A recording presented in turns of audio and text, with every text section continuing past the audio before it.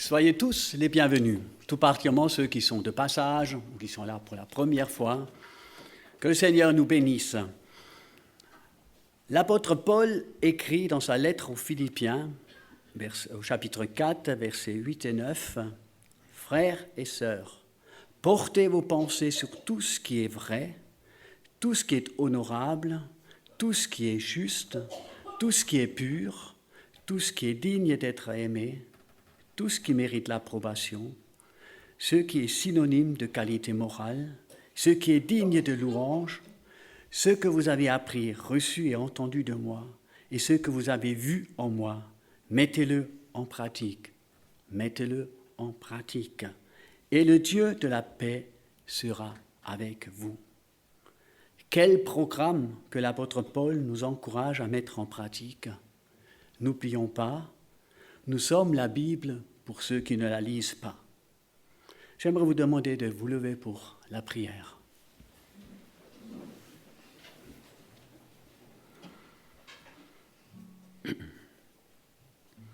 Ô Dieu, donne-nous des oreilles pour entendre, que nos cœurs soient définis par la vérité de ta parole et que ta parole soit notre seul repère.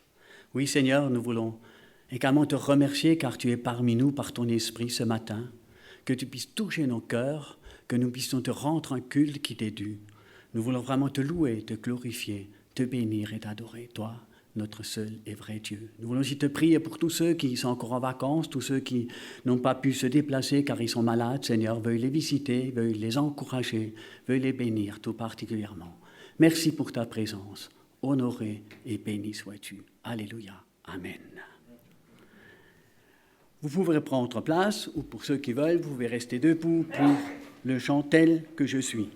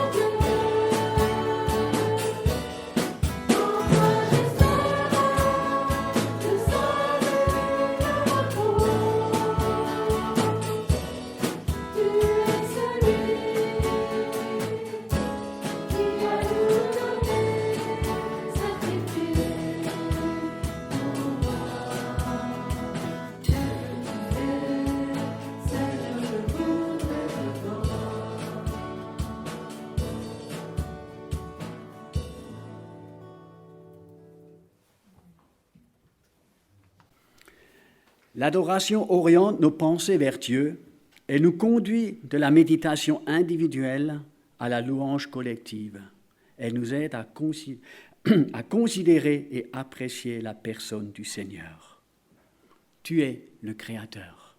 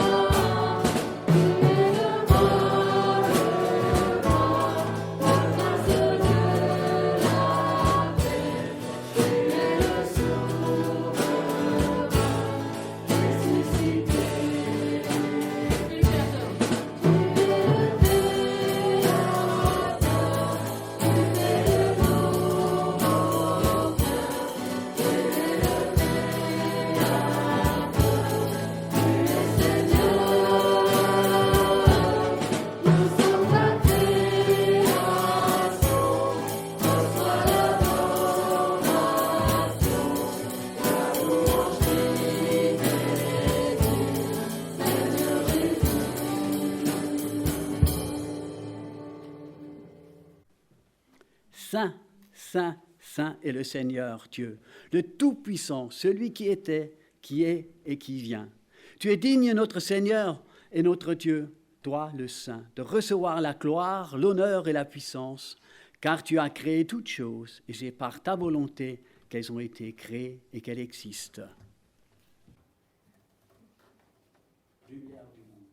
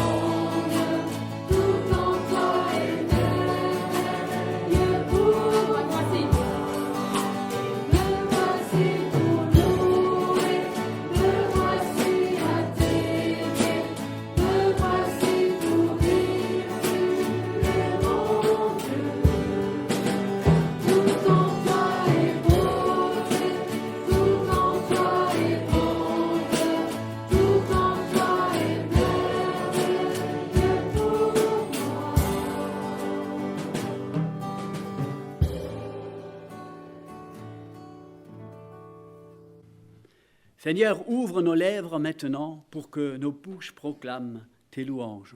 Nous voulons vraiment, avec nos paroles, louer, adorer et glorifier notre Seigneur. Vous pouvez prendre place si vous voulez, vous pouvez rester debout.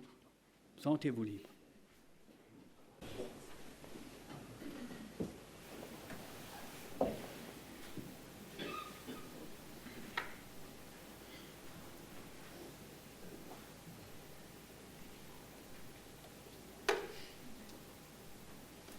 Seigneur, il y a tant de joie de voir que tu es présent auprès de nous, Seigneur, et que tu nous donnes tellement d'amour, Seigneur.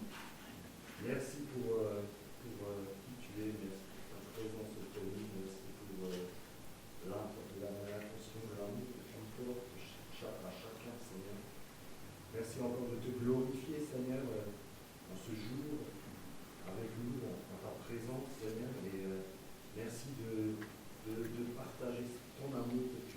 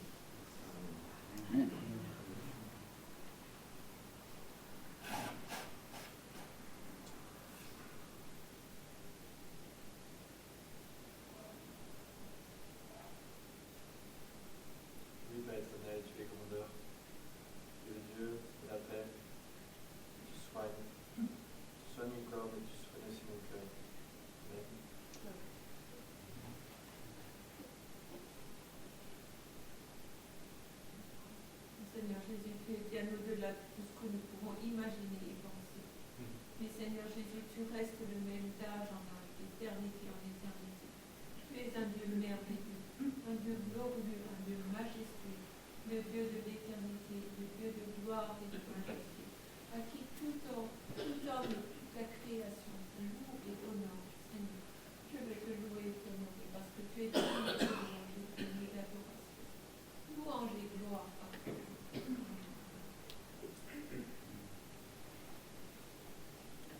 Oui, Jésus, tu as dit que tu es le chemin, la vérité, la vie. Merci parce que tu es le chemin qui mène au Père. Merci parce que tu es la vérité. Ta parole est la vérité. Et tu es la vie parce que la vraie vie se trouve en toi. Merci Jésus. Parce que tu es ce que tu dis être. Nous pouvons avoir foi en ce que tu dis. Sois loué, sois béni pour qui tu es et pour tout ce que tu as accompli. Amen. Amen.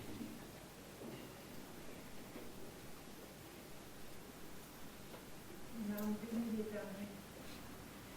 Que tout ce qui est en moi bénisse son nom. On a béni l'Éternel, nous dit aucun de ses péchés.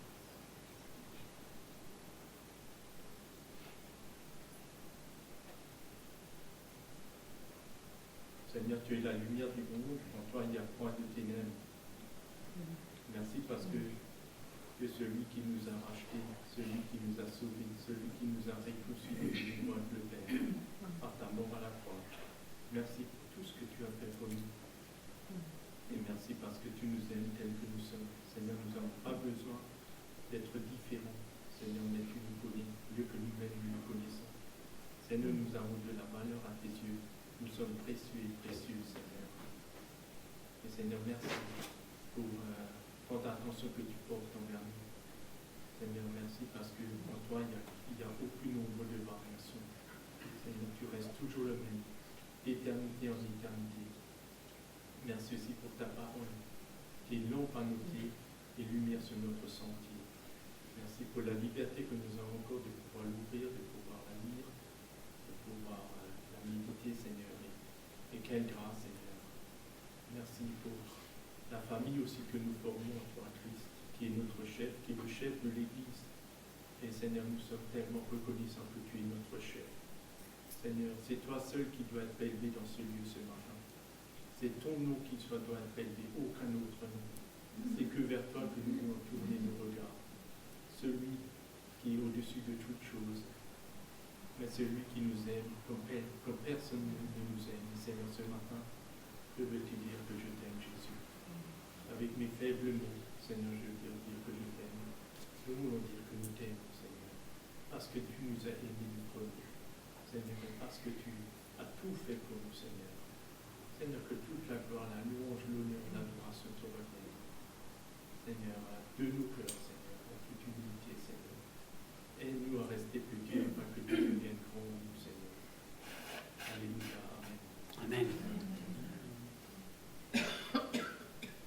Merci Seigneur pour ton amour pour nous, jour après jour, pour ta fidélité, parce que tu ne changes pas malgré nos humeurs qui varient, qui peuvent varier d'une journée à l'autre. Et merci parce que tu aimes qu'on dialogue avec toi, que nous t'apportons nos fardeaux, ce qui nous pèse.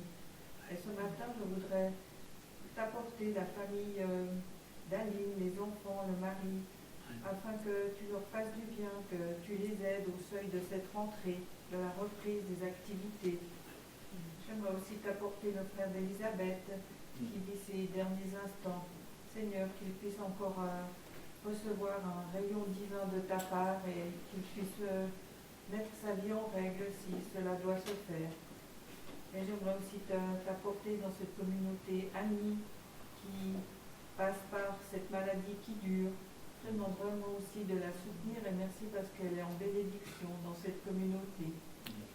Et je t'apporte toute cette communauté qui commence aussi un nouveau chemin sans un pasteur rémunéré. Oui Seigneur, que l'Église puisse être soudée, qu'elle puisse aller de l'avant et continuer de témoigner. Merci pour tous les dons que tu donnes dans cette Église et vraiment je te demande de bénir chacun ce matin qu'il puisse repartir différent de comme il est entré. Dans ton beau nom, Amen. Amen.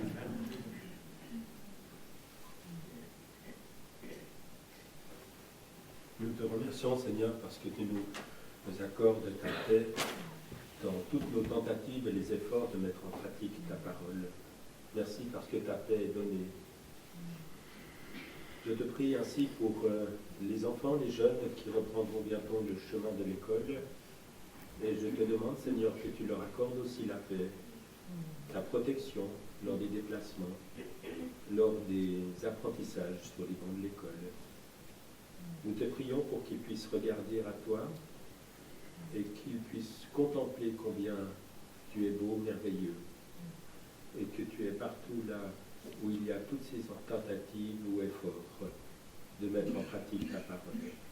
Je te prie de les accompagner et de les bénir. Amen. Amen. Poussez des cris de joie en l'honneur de l'Éternel, habitants de toute la terre. Servez l'Éternel avec joie. Venez avec allégresse en sa présence. Sachez que l'Éternel est Dieu. C'est lui qui nous a fait et nous lui appartenons. Nous sommes son peuple, le troupeau dont il est le berger. Entrez dans ses portes avec reconnaissance, dans ses parvis avec des chants de louange. Célébrez-le, bénissez son nom, car l'Éternel est bon. Sa bonté dure éternellement et sa fidélité de génération en génération. Oh oui, Seigneur, nous ne pourrons jamais assez te louer, assez te glorifier pour qui tu es, pour tout ce que tu as fait, pour tout ce que tu as déjà fait dans notre communauté, Seigneur. Et j'aimerais tout particulièrement te remercier pour ton esprit qui est parmi nous ce matin. Seigneur, touche nos cœurs et que nos cœurs te louent, t'adorent, toi, le seul et vrai Dieu. Honoré sois-tu, béni sois-tu. Alléluia. Amen. Ô Jésus, mon Sauveur, c'est le titre du prochain chant.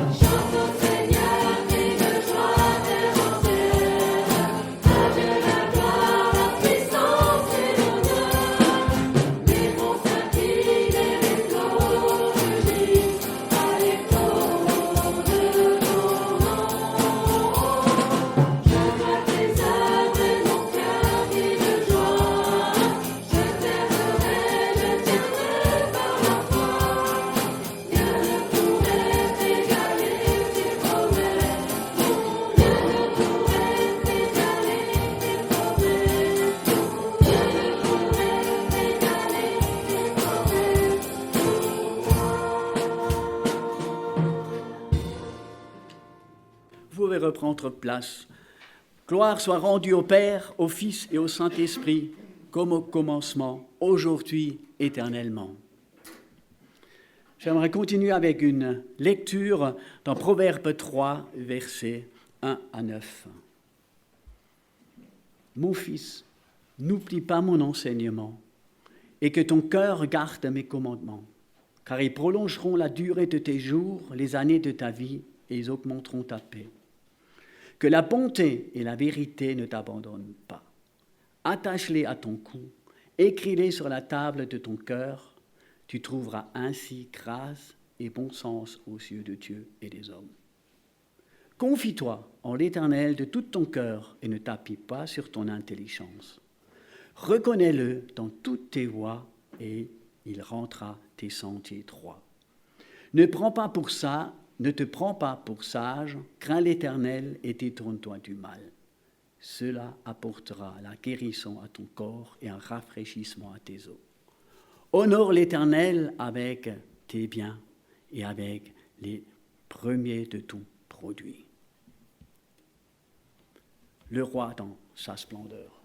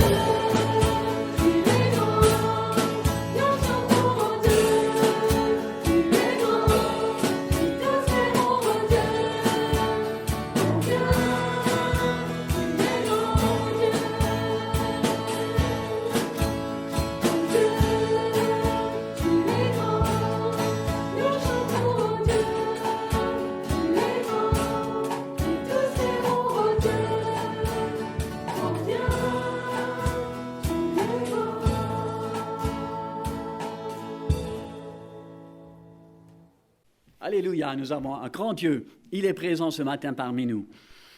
j'aimerais faire les annonces. Vous pouvez reprendre place. Dimanche 3 septembre, nous avons notre culte de rentrée avec repas en commun. Donc, vous êtes tous cordialement invités. Chacun peut amener des choses et puis on les mettra en commun. La collecte sera aussi une collecte spéciale. Comme c'est le premier dimanche du mois, elle sera destinée à la faculté libre de théologie de Vaux-sur-Seine.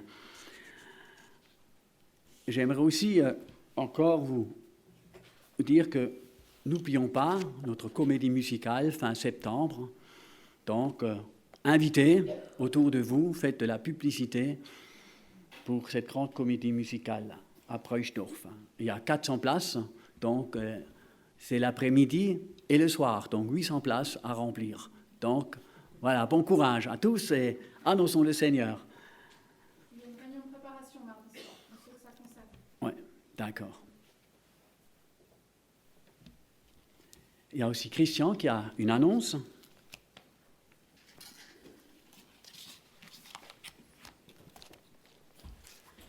Petite annonce concernant les flambeaux. Donc les flambeaux auront leur entrée samedi 9 septembre. Donc nous avons l'habitude d'inviter les parents des jeunes et des enfants pour la fin d'après-midi où nous leur présentons le groupe des chefs et le programme de l'année. Et puis tout ça autour d'un super goûter, ou plutôt le super goûter va suivre par après. Alors ce goûter, nous allons en partie le préparer nous-mêmes, donc avec les jeunes. Mais pour cela, il faut des ingrédients. Voilà. Alors, mon annonce ce matin, c'est pour vous demander si vous aviez chez vous des légumes et des fruits, légumes, tomates, courgettes, voilà, tout ce qu'on peut utiliser pour mettre sur des brochettes, voilà. Enfin, fruits sur les brochettes, les légumes, on va préparer des toasts. En tout cas, voilà, nous serions vraiment preneurs de toutes ces choses. Venez vers moi si vous pensez pouvoir nous donner des choses. Et si vous êtes prêts aussi à faire des cakes, éventuellement, des cakes ou cake, c'est pareil. Voilà, donc pareil. Donc, si vous souhaitez en préparer, nous sommes preneurs. Voilà, donc, alors si vous ramenez des choses, vous pouvez faire ça, soit le jeudi, qui précède cette rentrée. Vous pouvez déposer dans l'abri bois. Je mettrai une table pour cette occasion. Ou alors vendredi au plus tard midi. Donc je passerai pour récolter ce qui pourra être remis. Voilà, en tout cas, merci d'avance pour ce que vous pourrez donner pour cette rentrée des flambeaux. Voilà. Donc la rentrée, c'est le 9 septembre. Voilà. Alors les cakes peuvent être sucrés ou salés. Oui, sucrés ou salés, ouais. Voilà. Merci. Donc, si vous vous trompez d'un chrétien, c'est pas grave. Hein? Voilà, donc, normalement, les enfants vont nous quitter. L'école du dimanche ne commence pas encore aujourd'hui. Donc, on a le culte de rentrée la semaine prochaine. Mais j'ai regardé le planning ce matin et j'ai vu que personne ne s'est inscrit pour s'occuper des enfants. Est-ce qu'il y a un volontaire? Sinon, les enfants devront rester. Ils vont être tristes, hein?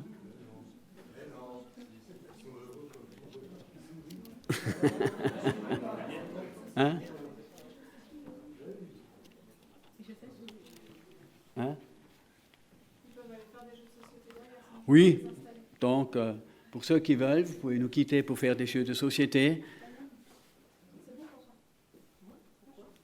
Voilà, donc tous les enfants qui veulent, à partir de... Bon, les grands enfants peuvent rester. Allez. Alors Christian me tâte de préciser qu'il a dit courgettes à la place de concombre. Donc effectivement, on ne veut pas de courgettes, on veut bien des concombres. Voilà, il est rassuré. Je suis rassuré. Voilà, ce matin, on a rajouté un « E ». D'habitude, c'est Pascal qui prêche, et ce matin, c'est Pascal qui va prêcher. Ce matin, j'aimerais... Voilà. Est-ce que tu peux nous mettre le petit PowerPoint? Voilà. Connaître Dieu. Alors, l'image, elle peut vous faire peur, je comprends, elle me ferait peur, à moi aussi. Mais parfois, je ne sais pas pour vous, on a grandi, on connaît Dieu depuis le berceau, on l'a eu dans le biberon, enfin, en tout cas, moi, c'était mon cas. que c'est plus quelque chose qui a l'air de faire peur ou qui nous réveille vraiment. Mais avant de rentrer dans le vif du sujet, j'aimerais nous inviter à prier.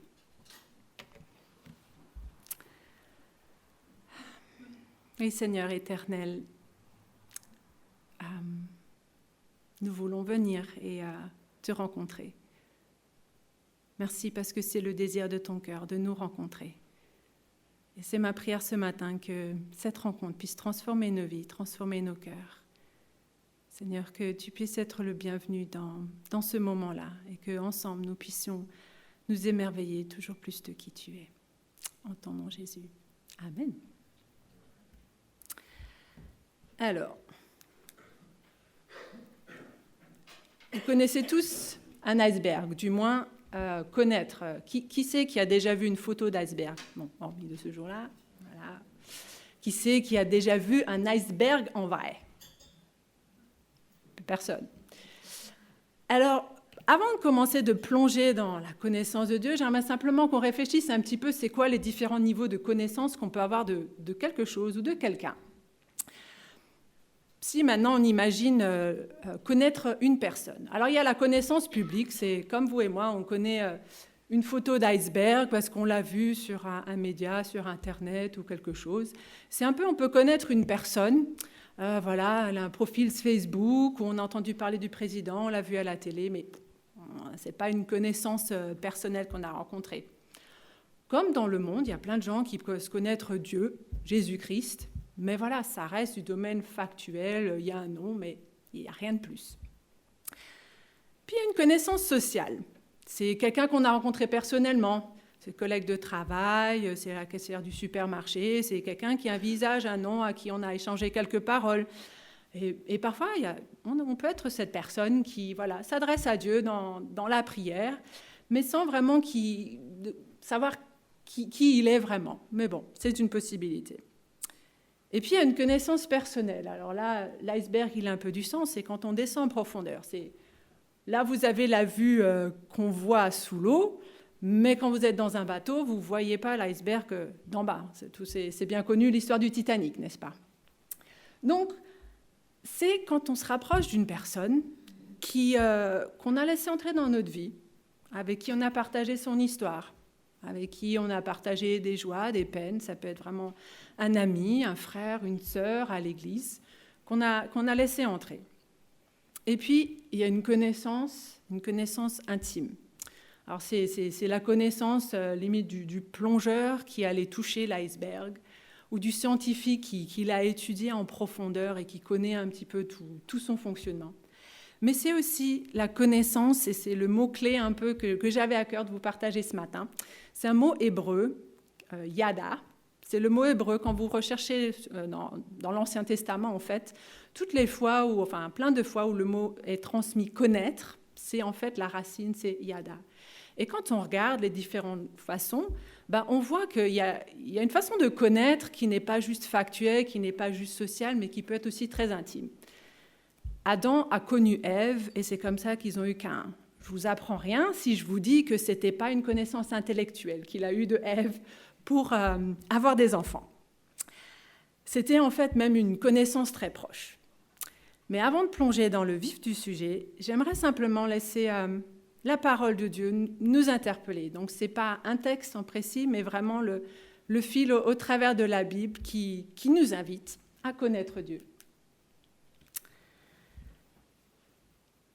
Après que Jésus a dit cela, il lève les yeux vers le ciel et il prie « Père, la vie éternelle, c'est de te connaître toi, le seul vrai Dieu, et connaître celui que tu as envoyé, Jésus-Christ. » Connaître le Christ, Jésus, mon Seigneur, voilà le plus important. Je considère même toute chose comme une perte en comparaison de ce bien suprême. Pour lui, j'ai tout abandonné. Pour gagner le Christ et pour être uni à lui, je considère toutes ces choses-là comme des ordures. Des ordures. La seule chose que je veux, c'est connaître le Christ et connaître la puissance qu'il a fait se lever de la mort.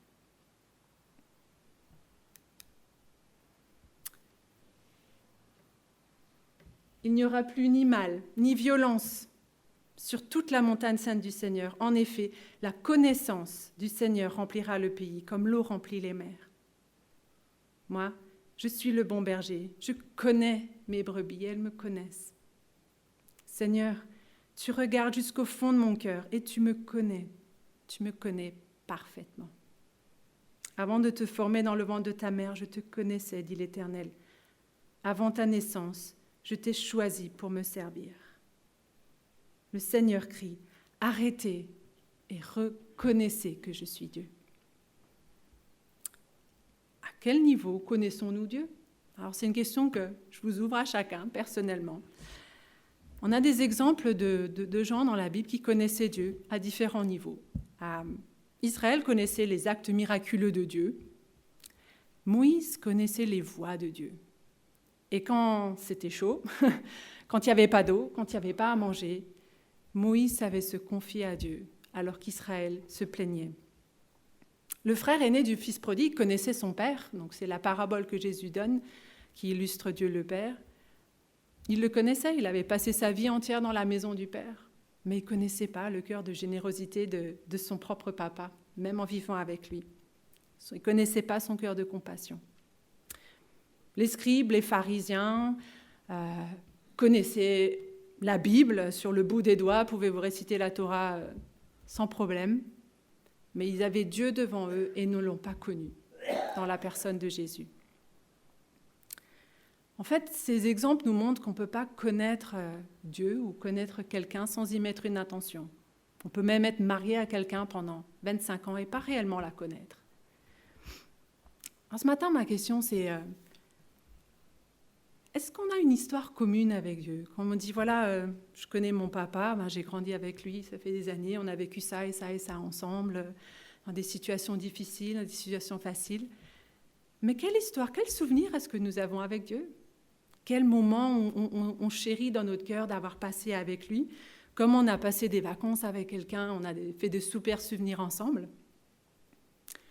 Et comment est-ce qu'on expérimente le caractère de Dieu dans le quotidien? Si, par exemple, on devait présenter Dieu pour être le colocataire de quelqu'un, on dirait, il est comme ça, comme ça, comme ça. Mais comment est-ce qu'on décrirait le caractère, la personnalité de Dieu?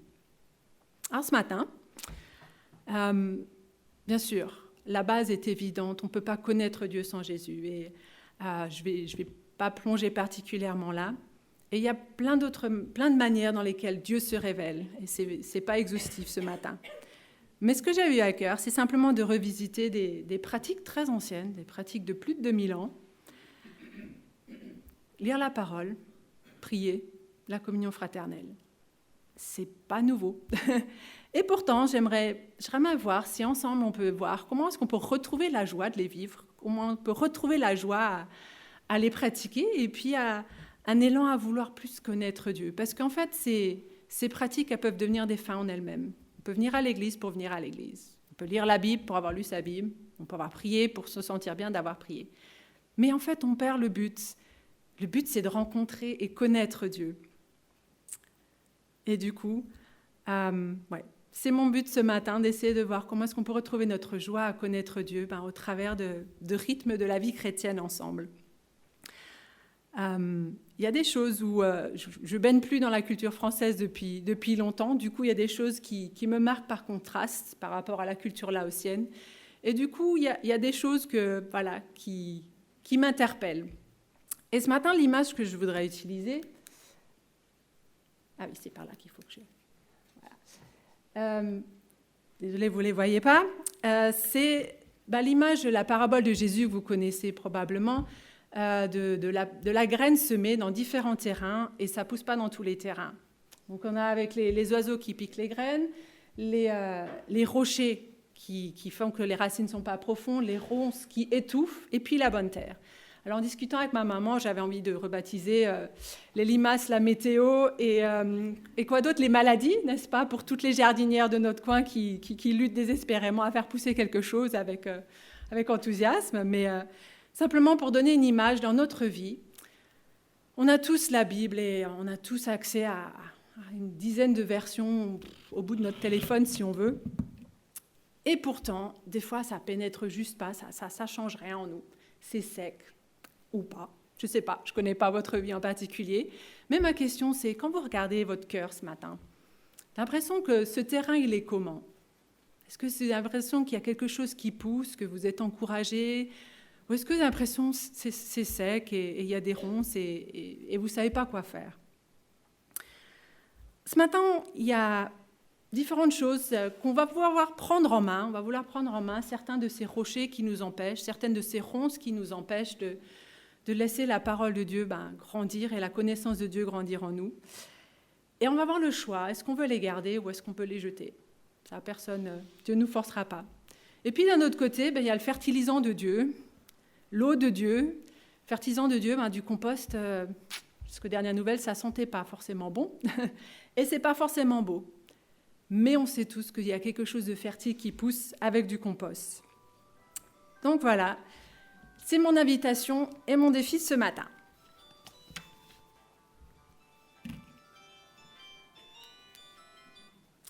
Merci pour l'intro musicale. Donc, on va pouvoir enfin...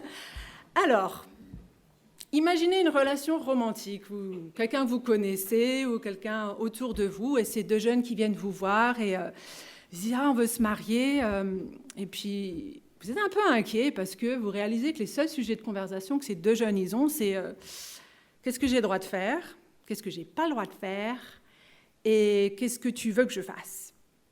Est-ce que ça vous rassurait qu'ils se marient si c'était les seuls sujets de conversation qu'ils avaient?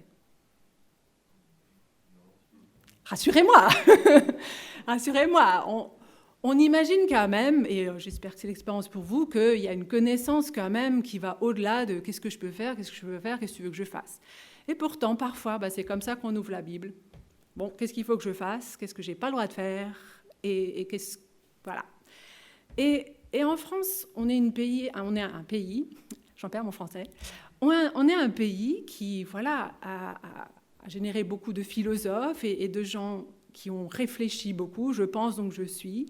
Et du coup, c'est quelque chose qui est une valeur française. Et forcément, on réfléchit. Et sans annuler toute cette importance-là de connaître la vérité, parce que la vérité, c'est ce qui nous rend libres, sans remettre ça en question, parfois on approche la Bible comme un manuel d'instruction. Ce n'est pas un livre de philosophie, mais c'est un lieu de rencontre. Parce que le problème, quand on approche la parole de Dieu juste avec notre intellect, avec notre raisonnement, ça va rester là. Mais ce qui nous guide dans la vie, c'est pas ça. C'est ça, et c'est le plus profond de nos tripes. Et en fait, comment est-ce qu'on peut revenir à la Bible pour avoir une réelle rencontre avec, certes, notre raison, mais aussi, pas uniquement, mais aussi notre cœur et nos tripes. Sinon, on ne connaît que des faits sur Dieu, comme si on lit le journal, les informations, des faits sur des célébrités. Et ce n'est pas une rencontre en personne. Je ne sais pas la manière dont vous ouvrez la parole de Dieu. Moi, j'aime bien le matin, quand j'ouvre la parole, de simplement dire « Seigneur, j'ai envie de te rencontrer ». Et c'est simplement une petite pause, qui invite à me dire « Je ne lis pas juste un livre, je vais à la rencontre de quelqu'un et je veux me laisser rencontrer par Dieu. » Et des fois,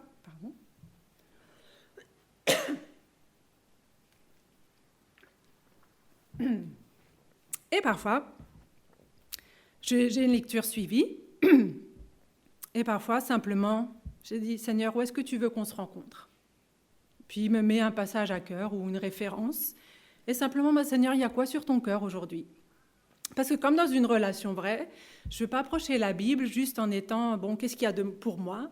Mais Seigneur, mais qu'est-ce qu'il y a sur ton cœur? Qu'est-ce que tu vois que moi je ne vois pas aujourd'hui?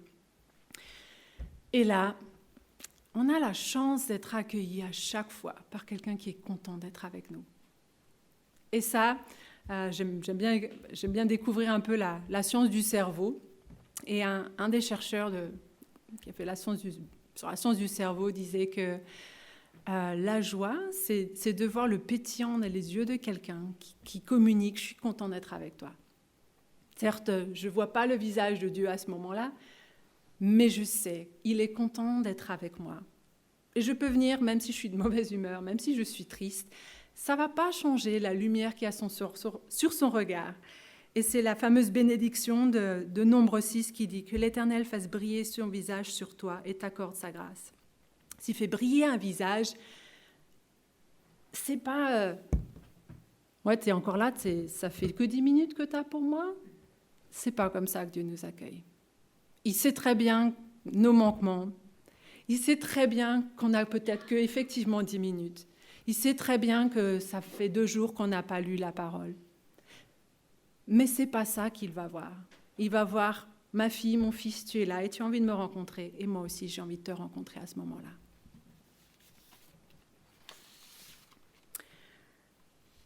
Une fois qu'on a ouvert la parole de Dieu, est-ce qu'on peut entrer dans l'histoire, pas juste mémoriser les faits de quel roi, après quel prophète et tout ça. C'est important. C'est pas ça que je remets en question, parce que ça, je pense que c'est notre force.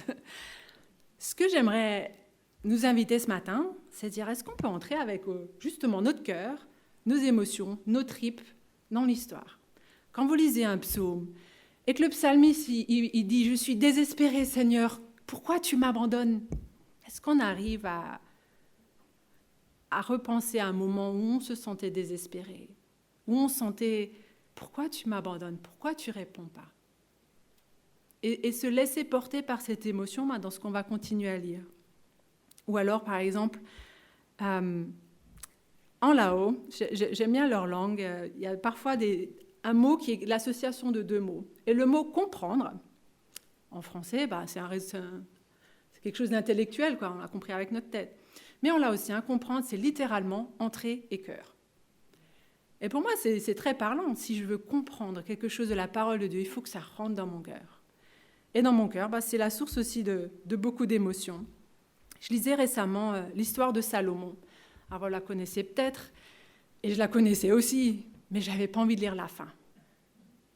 Parce que ce gars, dès sa naissance, Dieu lui dit, bien-aimé de Dieu. Dieu lui envoie le prophète pour lui dire qu'il est aimé de Dieu.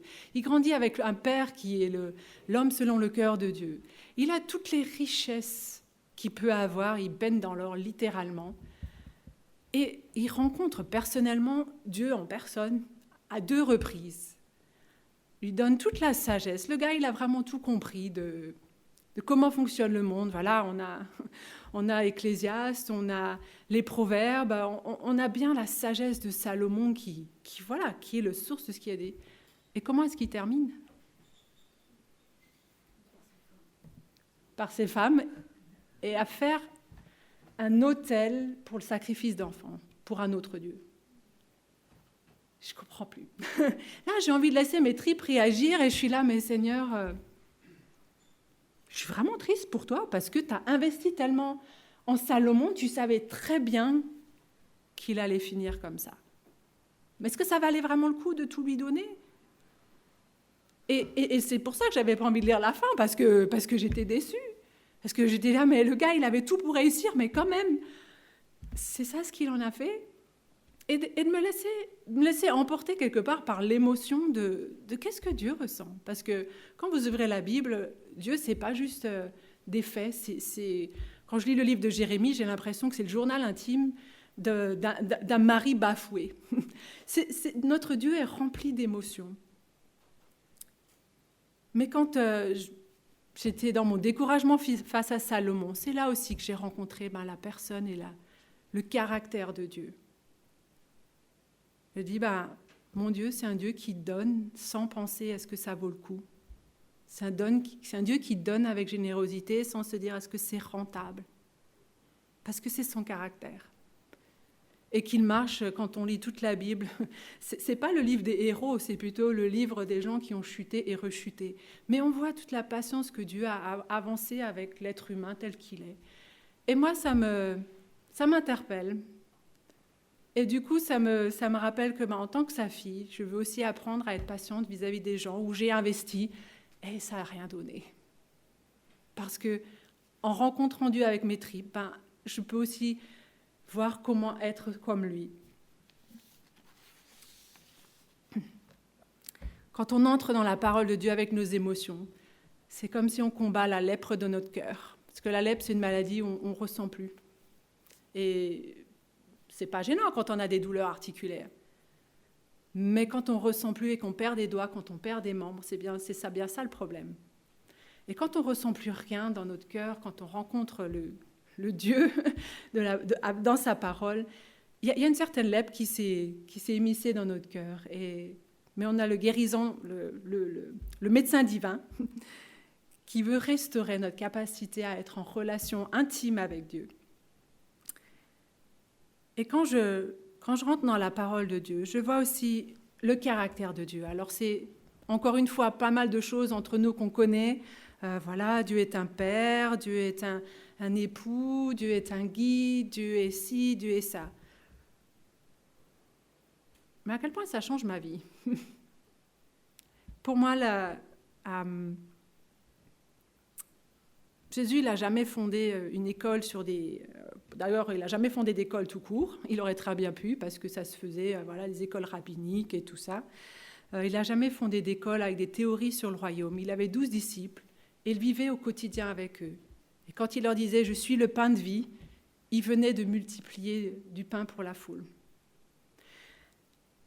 Quelle est votre situation aujourd'hui? De quoi avez-vous besoin? Pour moi, quand j'étais adolescente, je me sentais très seule et très isolée. Je n'avais pas de copine, vraiment. Et j'avais besoin réellement d'un ami. Et c'est là où Dieu est devenu réel pour moi, parce qu'il est devenu réellement mon ami. Beaucoup d'entre vous savent que j'ai une longue saison d'un mariage brisé. C'est une saison où j'ai réellement pu découvrir Dieu comme mon époux. Dans le concret du quotidien, voilà, il n'y a pas d'homme pour faire ça. Si, il y a Dieu. Plus récemment, j'ai un très bon papa, mais je ne le vis pas avec lui. Et Dieu m'a montré, je vais être aussi ton père. Et je me dis, c'est bon, j'ai un bon père. Mais il m'a montré d'une saison particulière où j'avais besoin de me sentir dirigée, de guider, d'apprendre des choses que je ne savais pas faire. Et c'est dans le quotidien que Dieu voulait me montrer qu'il voulait être mon père dans le concret. La prière que Dieu a le plus exaucée dans ma vie, c'est « Seigneur, prends soin de moi. Amen ». Parce qu'à partir du moment où je rajoute « fais en sorte que ça et ça s'arrange comme ça, prends soin de moi de telle et telle manière », en général, ça ne marche pas des masses. Mais quand je lâche prise et je dis « voilà, j'ai pas un époux et j'en ai besoin. j'ai pas d'amis, mais j'en ai besoin. J'ai pas mon papa ou j'ai pas cette figure-là dans ma vie et j'en ai besoin. » Dieu est là. Mais il ne va pas s'immiscer dans notre vie sans invitation. C'est un gentleman qui attend qu'on lui laisse cette place, de vraiment qu'on ne fasse pas nous-mêmes. Alors on a bien appris, prends soin de toi-même parce que personne d'autre le fera à ta place. Malheureusement, c'est parfois vrai dans notre société, mais ce n'est pas vrai avec Dieu. C'est juste des fois, moi, j'ai trop peur que Dieu ne fera pas son job, donc je veux le faire à sa place. Mais c'est dans ces situations-là que je me prive de le rencontrer réellement.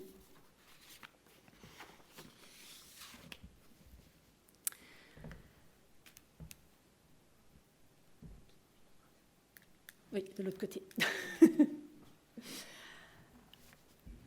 Une petite ronce qui peut pousser dans le jardin de notre cœur, c'est la peur. Alors, je ne sais pas pour vous, mais quand je raisonne juste dans mon intellectuel, quand j'approche la Bible ou j'approche la prière avec ce que je peux comprendre et saisir, il y a des choses que Dieu fait que je ne comprends pas et que je ne comprendrai jamais.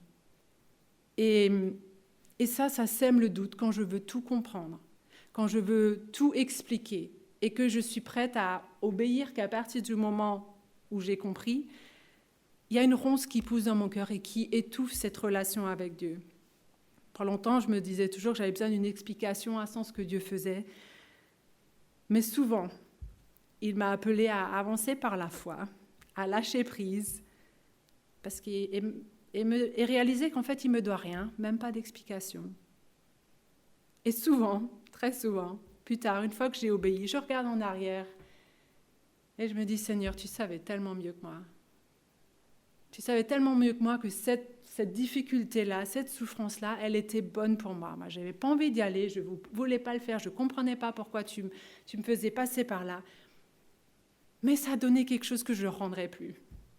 C'est comme quand vous essayez de faire manger, pour certains parents, des légumes à un enfant. Il n'y a juste pas à comprendre. Pourquoi c'est si important pour toi, maman, que je mange des légumes? C'est pas bon. Ou peut-être que c'est bon, hein, il y a des talents, mais on n'a pas la capacité de comprendre toute la bienveillance de Dieu. Et Parfois, c'est vraiment juste une démarche de dire, même s'il nous expliquait, on ne comprendrait pas. Et dans la même pensée, on aime bien être au contrôle de notre vie. Et c'est parfois aussi, c'est là où on ne comprend pas. Par exemple, c'est le Saint-Esprit lui-même qui a conduit Jésus directement dans le désert de la tentation. Le Saint-Esprit a conduit Jésus à se faire tenter par le diable, c'est pas raisonnable. Et pourtant, si on veut connaître Dieu, on peut juste pas remplacer notre intellectualisme ou même on peut juste pas remplacer le Saint-Esprit par ce qu'on comprend, par notre raisonnement ou même par la Sainte Bible. C'est une personne entière de Dieu. Et effectivement, c'est peut-être celle qui nous invite le plus à lâcher prise, parce qu'on ne peut pas rester au contrôle de sa vie en disant « je suis rempli de moi-même » et à la fois être rempli du Saint-Esprit. Il y a quelque chose qui doit faire de la place. Et c'est à la mesure où je lâche prise sur ce que je comprends, ce que je saisis, que le Saint-Esprit peut prendre plus de place et me diriger avec la sagesse de Dieu. Sans l'Esprit de Dieu, on n'a juste que notre intelligence pour connaître de Dieu, mais on n'a pas de révélation. On n'a que des stratégies humaines, des plans, mais pas une direction divine qui sait. Sans le Saint-Esprit, on n'a que nos efforts pour le suivre, et souvent, ça nous laisse découragés, dans la défaite, dans le désespoir. C'est des résultats humains. C'est le cas de Pierre quand vous lisez avant la Pentecôte et avant la Pentecôte. C'est pas le même Pierre. Avant la Pentecôte, le cœur y était, Seigneur, je veux mourir pour toi. Il l'a renié à la première occasion. Après la Pentecôte, c'est Pierre, il est réellement mort en martyr pour Jésus. C'est la différence, le Saint-Esprit. Le Saint-Esprit nous conduit à des actes de soumission par amour, à des actes d'obéissance en Dieu, où des fois on dit je ne comprends pas, mais je vais me laisser guider par toi. Parce que parfois, on ne peut pas avoir de sens logique dans ce que Dieu nous demande, surtout quand on recherche notre propre intérêt. 1 Jean 2, verset 3 nous dit « À ceci, nous savons que nous le connaissons, si nous gardons ses commandements. » Connaître Dieu et garder les commandements de Dieu. Le Saint-Esprit nous conduira toujours à suivre les traces de soumission de Jésus, même si ça défie notre raisonnement logique. Certaines personnes d'entre vous le savent, pendant 12 ans, j'ai attendu mon ex-mari qui revienne à Dieu. Croyez-moi, j'avais plein de raisons logiques pour abandonner parce que ça n'avait plus de sens. Il menait une vie qui n'avait juste pas de sens de continuer à l'attendre. Pourquoi je l'ai fait? Parce que j'ai l'impression que Dieu continuait à m'encourager de le faire et continue à me guider. Ça défiait ma raison logique. Ça a l'air stupide aujourd'hui. Il n'est toujours pas... on ne s'est pas remarié. Ça a l'air stupide, j'ai perdu 12 ans de ma vie. Non, j'ai découvert Dieu de 1000 façons pendant ces 12 ans de ma vie. Et ça, je ne pouvais pas le savoir d'emblée. Mais parfois, Dieu nous invite à entrer dans quelque chose qui n'a juste pas de sens. Mais c'est en lâchant prise qu'on découvre aussi Dieu.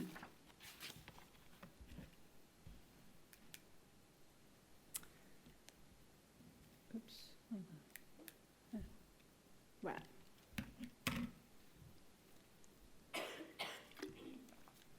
Une autre ronce qui peut étouffer quelque part notre joie de connaître Dieu, c'est, je le réalise en fait en voyant différentes cultures, c'est que en France, on a beaucoup... C'est un pays de droit, et c'est pour ça qu'on a beaucoup de droits sociaux, c'est pour ça qu'on a une très bonne sécurité sociale par rapport à d'autres pays dans le monde.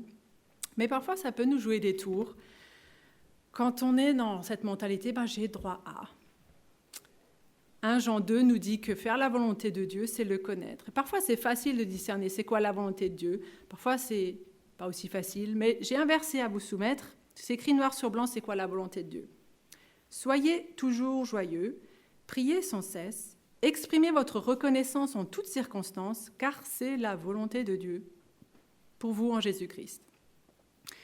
Alors, peut-être que vous avez une traduction différente de la mienne, Ou alors je suis peut-être pas la seule à avoir du mal à faire en toutes circonstances. C'est pas facile. Et pourtant, noir sur blanc, c'est la volonté de Dieu. Pour réaliser un petit peu, parfois, les raisonnements qu'on a, être reconnaissant en toutes circonstances, mais Dieu, qu'est-ce qu'il a fait pour moi réellement? Parfois, c'est des pensées qui nous arrivent. Et j'aimerais vous lire un petit texte qui me fait bien sourire. Qu'est-ce que Dieu a jamais fait pour moi? L'homme moderne remet en question l'idée que Dieu ait jamais fait quoi que ce soit pour lui, et il dit tout cela en inhalant de l'oxygène et en expirant du dioxyde de carbone dans un processus complexe bien au-delà de sa capacité de compréhension. L'idée de Dieu nous handicape vraiment, déclare-t-il, s'adressant aux membres du club de philosophie, pendant que la membrane de son larynx vibre pour moduler le flux d'air de ses poumons, rendant son discours audible pour les personnes qui l'écoutent, et dont les structures d'oreilles complexes transforment à ce moment-là instantanément les ondes sonores en pensées abstraites dans le tissu nerveux de leur cerveau. Il pousse son raisonnement plus loin, affirmant que l'humanité doit sa reconnaissance à la science, à la médecine, aux maths, pour son existence, plutôt qu'une sorte de créateur tout-puissant. Au moment où il affirme cela, la surface sur laquelle reposent ses pieds continuait de tourner autour du noyau terrestre sans aucune intervention de sa part, tandis que la seule planète habitable connue sur laquelle il se tient tourne en orbite autour du centre de la galaxie à une vitesse insondable d'environ 800 000 km à l'heure.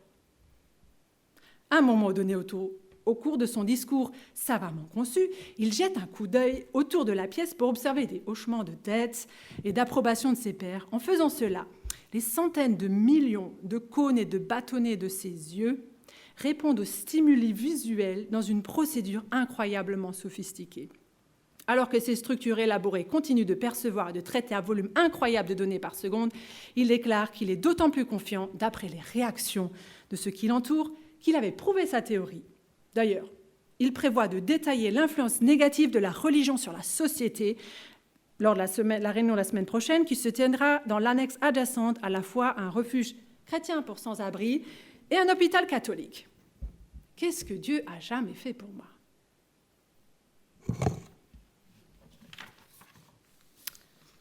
C'est peut-être pas vous, hein. C'est peut-être pas votre pensée, mais pour moi, j'ai tendance à être dans le futur, dans tout ce que j'ai pas et ce que je voudrais. J'ai tendance à être triste pour mes désirs qui ne sont pas réalisés, plutôt que reconnaissance pour toutes les bonnes choses que j'ai ici et maintenant.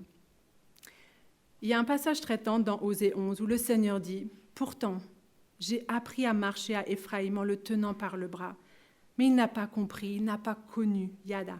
Il ne savait pas que je prenais soin de lui. Je l'ai guidé avec douceur, j'étais attachée avec lui par amour. » Et c'est tellement de choses où c'est ici, là et maintenant. On peut choisir d'entrer dans la bonté du moment que Dieu nous offre. On peut choisir d'entrer dans la reconnaissance à n'importe quel moment. Et je vais vous demander de faire un petit test pour ceux qui le souhaitent. Soulevez les coins de vos lèvres. Alors, pour les plus courageux, vous pouvez même faire un sourire, en fait. Voilà, on a un sourire. Et maintenant, je vous invite à trouver 5 choses que vous avez ici, là et maintenant, qui vous viennent de la main de Dieu. Alors, pour ceux qui flanchent, peut-être que simplement aujourd'hui, votre arthrose ne vous fait pas mal. Ou vous êtes content d'avoir revu telle et telle personne. La météo, c'est plus aussi chaud. Dommage.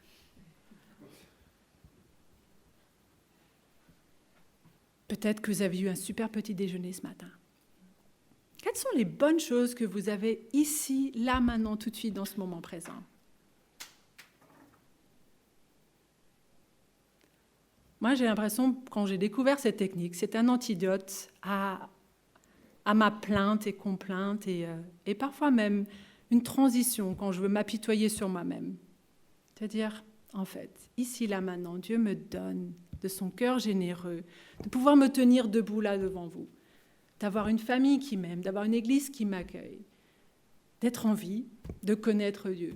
Plein de choses. Demain, je peux perdre toutes ces choses-là. Mais ici, aujourd'hui, là, maintenant, je les ai. Pour moi, la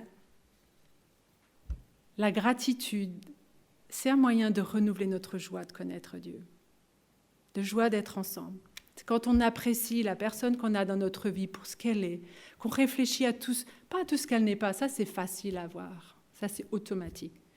Mais même les personnes qui nous irritent le plus, quand on réfléchit à tout ce qu'elles sont pour nous, que tout d'un coup il y a un lien de proximité qui est renouvelé. Je vous invite simplement à cultiver cette « soyez toujours joyeux ». Exprimez votre reconnaissance en toutes circonstances. Ce n'est pas dire « merci Seigneur parce que je suis malade ». C'est « merci Seigneur, tu es avec moi même quand je suis malade ». Et de savourer des fois, simplement de se prendre du temps de s'arrêter pendant 10 secondes, 1 minute, de s'arrêter et savourer la générosité, la bonté de Dieu à ce moment-là. Bien sûr, ça peut toujours être meilleur, mais c'est pas ça qui va changer. Ça peut être pire. Et c'est ça qu'on veut se rappeler. Seigneur, tu me donnes tout ça parce que tu m'aimes.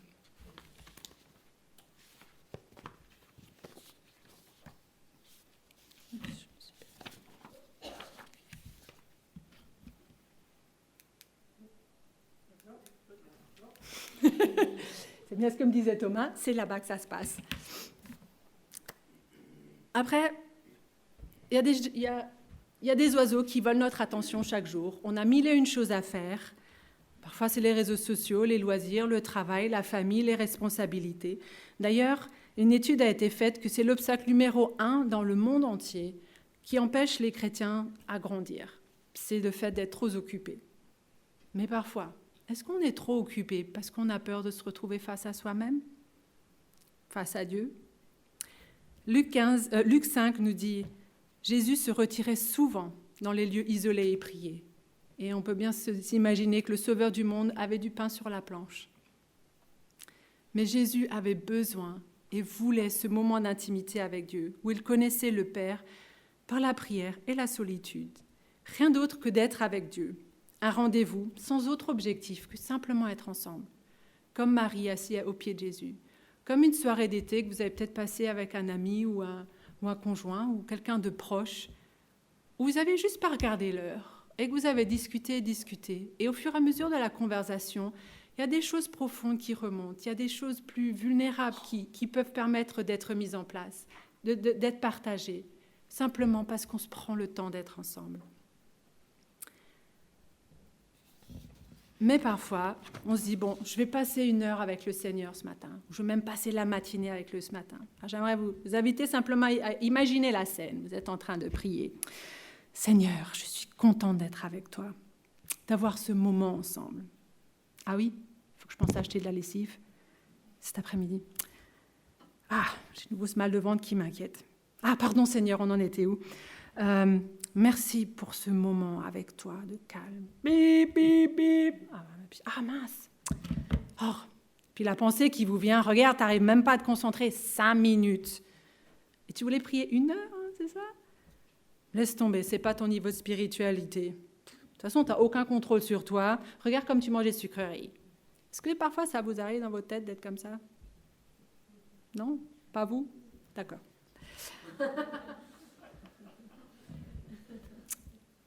Mon invitation ce matin, c'est de dire, non, en fait, ça, c'est la voix de l'accusateur qui ne veut pas que je prenne du plaisir à être avec Dieu. Qui dit, c'est pas la peine, tu n'arriveras pas. Et du coup, ce que je vous invite, c'est simplement transformer ce qui vous arrive, la lessive à laquelle vous pensez, le mal de ventre. Bon, ça, on peut l'éteindre, ça, c'est pas un problème. Par contre, parfois, les pensées, on ne peut pas les éteindre. Et qui dit, viens comme tu es, tu n'as pas besoin d'être parfait. Alors, mon ami Paul est un sacré danseur et j'ai découvert au travers du lit qu'en fait, on n'a pas besoin de savoir danser quand on danse avec quelqu'un qui sait. Et c'est pareil avec Dieu. Des fois, je viens distraite, j'ai pas de concentration, je suis pas spirituelle, je suis fâchée avec ci, avec ça. C'est pas un problème pour Dieu, il sait gérer. Il est un super danseur, lui, il sait faire avec nos imperfections, avec nos faiblesses, avec nos manquements. Et il peut transformer ça vraiment, il peut faire de tout un lieu de rencontre. Et à la fois, à la place, on peut être simplement, ma Seigneur, c'est vrai que je me sens défaite par rapport à ma capacité de me concentrer, j'ai l'impression de ne pas réussir à limiter mes sucreries, à passer du temps avec toi. C'est vrai que je suis inquiète pour mes maux de ventre et je voudrais te faire confiance et ça non plus, j'y arrive pas. Et du coup, on reste dans le dialogue avec Dieu. Merci parce que tu m'aimes quand même quand j'arrive pas, même quand je doute et que j'ai peur. Merci parce que tu m'accueilles et tu ne me condamnes pas. Tu restes avec moi même quand je suis inquiète. Est-ce que tu peux me montrer pourquoi je bloque? Pourquoi j'ai peur? Pourquoi j'arrive pas à te faire confiance? Ah oui, Seigneur, je pense à mon ami qui est hospitalisé. Pose ta main guérissante sur son cœur. Et voyez comme d'un moment où on a recherché l'intimité de Dieu, que Satan voulait interrompre par des pensées de condamnation, de toute façon, tu n'arriveras pas, à dire, voilà ce que je suis aujourd'hui, je te l'apporte. Et Dieu sait, je sais faire. On va simplement parler de ce qui se passe entre toi et moi. C'est dans ce temps seul avec lui qu'il y a des choses profondes qui peuvent remonter. Voilà peut-être pourquoi je suis inquiète pour mes maux de ventre, parce que j'ai un ami malade. Mais parfois, on a peur de la vulnérabilité, des choses qui remontent, des choses qu'on ne sait pas quoi faire avec, des choses difficiles de notre vie. Parfois, la question de quoi as-tu peur ou qu'est-ce que tu désires le plus, c'est quelque chose qui nous met profondément mal à l'aise. Ça ne marchait pas. Parfois, on est dans une mentalité, il faut se protéger parce qu'à partir du moment où on ouvre et on est vulnérable, on va être attaqué, on va être assailli. Et parfois, on a envie d'envelopper notre cœur avec une couche superficielle de « ça va ». On n'a pas envie de montrer aux autres vraiment ce qu'on vit parce qu'on n'est pas sûr d'être accueilli ou de ne pas être aimé une fois qu'on montre ce qu'il y a à l'intérieur. Et pourtant, notre Dieu s'appelle Emmanuel. Ce n'est pas juste Emmanuel à Noël, il est venu à la crèche. Emmanuel, c'est Dieu veut vraiment être avec nous, ici, aujourd'hui, maintenant, dans ce que je traverse, dans ce que je vis. Et la solitude, ce n'est pas d'être physiquement seul, c'est d'être seul à l'intérieur, parce qu'on n'est connu de personne, ni de Dieu, ni des autres. Mais la prière, c'est ça aussi. Et la Bible, c'est un livre rempli de prières très honnêtes, très vulnérables et très crues parfois. Qu'est-ce que tu fais, Seigneur? Nous, on ne se permet pas de prier ça un dimanche matin au culte. Qu'est-ce que tu fais, Seigneur? Et pourtant, les psaumes, c'était lu en public. Mais il y a cette honnêteté, cette authenticité avec Dieu que la Bible nous encourage d'avoir. D'ailleurs, pour certains, en tout cas, ça marche énormément pour moi, de faire comme un psaume, d'écrire tout ce qui passe par le cœur, parce que souvent, c'est comme ça que je prends de la distance, mais c'est ça un psaume, c'est ça une lamentation. C'est de dire tout ce que je ne comprends pas, tout ce qui m'énerve, ou alors tout ce qui m'accable, tout ce qui me pèse, tout ce qui me fait peur, et de le déverser en l'écrivant à Dieu. Pour moi, c'est souvent, ça se transforme souvent en un lieu de conversation. C'est pas juste dans un sens, j'écris et puis il n'y a rien qui se passe. C'est je l'écris, mais intentionnellement en écrivant à Dieu. Et la plupart du temps, il y a une révélation, il y a quelque chose où je vais avoir une perspective, je vais trouver un apaisement, où je vais simplement revoir un peu les choses, mais parce qu'il y a un dialogue qui se passe quand on est pleinement nous-mêmes, crus et honnêtes devant Dieu. D'ailleurs, le mot-clé yada, quand on le lit dans tout l'Ancien Testament, j'avais fait une recherche, il y a tellement de choses que Dieu connaît. Le trouble de mon âme, ma folie, mes adversaires, ma honte, mes pensées, ma faiblesse, mes limites, mon angoisse. S'il le connaît, il a envie de l'entendre. Tout comme quand vous savez que votre enfant il est angoissé, vous savez probablement pourquoi, mais vous avez envie qu'il vous en parle. C'est dans cette même mesure que Dieu nous invite à expérimenter son vrai caractère, à expérimenter sa présence, parce que c'est dans les moments difficiles qu'on connaît réellement une personne. Et parfois, quand on souffre, j'ai passé par une saison où parfois, quand on souffre, on ne peut plus entendre Dieu. Il y a une déconnexion qui se fait, qui est insupportable à vivre, et c'est là où on n'a juste pas besoin. Mais parfois, c'est ce qu'on vit. C'est une traversée du désert. Et à ce moment-là, Dieu nous a placés dans une communauté. Dieu nous a placés autour de gens qui ne sont pas dans la même situation. Et c'est pour ça qu'il nous a donné l'Église. Je vais y apprendre. C'est par là-bas. Voilà. Et du coup, dans notre société française, on est très laïque, individualiste, mais c'est parfois trop personnel que de parler de ce qu'on ressent vraiment, même de ces déserts spirituels. Et c'est ça qui nous isole. Encore une fois, c'est dans la relation que nous pouvons réellement connaître Dieu. Et parfois, cette relation, c'est la relation avec un vis-à-vis. Alors, pour ceux qui sont assis à côté de quelqu'un, à quel point connaissez-vous la personne à côté de vous? À quel point avez-vous le courage de simplement être vrai? Et puis simplement regarder autour de vous. Quand vous venez le dimanche matin, quelqu'un vous demande comment ça va. Alors la réponse typique française, c'est quoi? Ça va. Et la réponse honnête, c'est souvent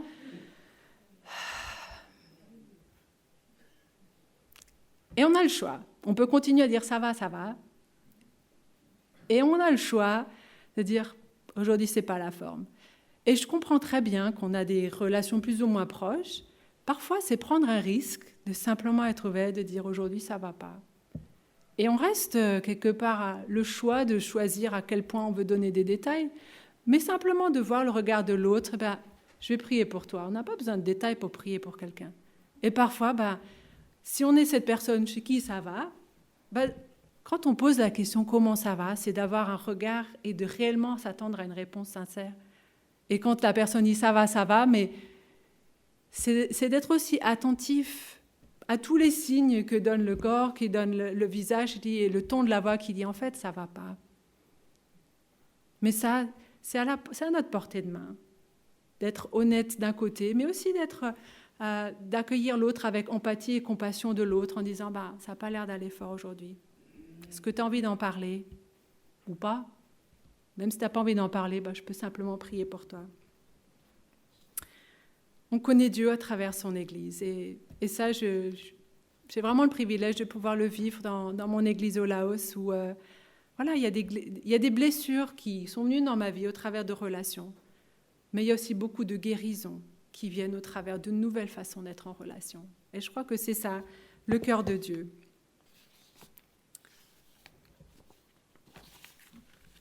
Donc ce matin, on a pris en main quelques rochers, quelques ronces, et on a essayé de chasser quelques oiseaux qui nous empêchent de connaître Dieu.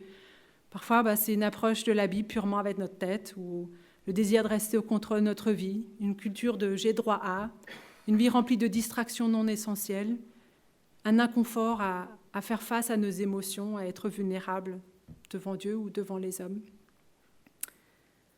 Mais la graine de la parole de Dieu ne manque pas de puissance pour nous transformer. Et un moment après l'autre, chaque instant en fait, on a le choix de choisir de préparer la terre de notre cœur, de prendre en main une poignée de fertilisants à la fois et d'entrer avec toutes nos émotions dans sa parole, de chercher la personne de Dieu et de se laisser sa personne de Dieu prendre soin de nous, à sa manière, à ses moyens, de lâcher prise, de laisser le Saint-Esprit nous diriger, d'obéir même aux défis de notre logique, de choisir la gratitude à la place de la plainte, de choisir de prioriser le temps avec Dieu et de laisser le reste être secondaire.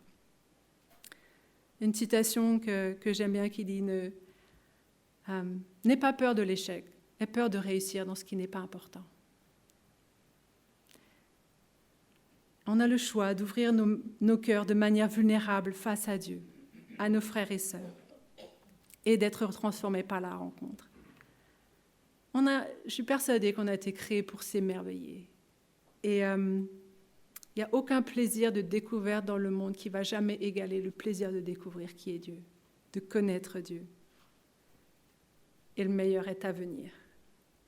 Aujourd'hui, nous voyons au moyen d'un miroir, de manière peu claire, mais alors nous le verrons face à face. Aujourd'hui, je connais partiellement, mais alors je connaîtrai complètement, tout comme j'ai été connue. Un jour, je le verrai face à face. Un jour, nous le verrons face à face. Un jour, nous aurons l'occasion de connaître du fond de l'iceberg, mais d'une réalité qui nous remplit de la tête aux pieds, ça ne sera plus le même corps, mais de tout notre être, de connaître et d'être connu aussi intimement, et de savourer infiniment une joie d'être avec lui. En attendant, parfois le sentier peut faire peur, parfois le sentier est long et dur, mais il vaut le coup. Merci Pascal pour cette parole encourageante. J'aimerais, pour terminer ce culte, vous lire un verset et un petit commentaire. Il y a ici un garçon qui a 5 pains d'orge et 2 poissons. Mais qu'est-ce que cela pour un si grand nombre de personnes? Ce merveilleux miracle nous enseigne que Dieu peut faire beaucoup avec très peu. Si nous lui donnons ce que nous avons, il peut accomplir des miracles. Le garçon aurait pu garder le peu qu'il avait, mais il le donna à Jésus. Grâce à cet acte d'obéissance, 5000 personnes furent nourries. Nous ne devons jamais nous plaindre du peu que nous avons. Notre Seigneur peut l'utiliser et nourrir les gens autour de nous. Un ami chinois disait un jour, « Nos yeux, notre nez, nos oreilles, notre bouche et notre cœur sont comme les 5 pains. Nos 2 mains sont comme 2 poissons. Et avec nos jambes, nous pouvons répondre aux besoins des gens qui sont autour de nous. Remettons notre corps et notre cœur entre les mains du Seigneur et devenons ainsi un instrument au service de Dieu, apportant le salut à beaucoup de personnes affamées.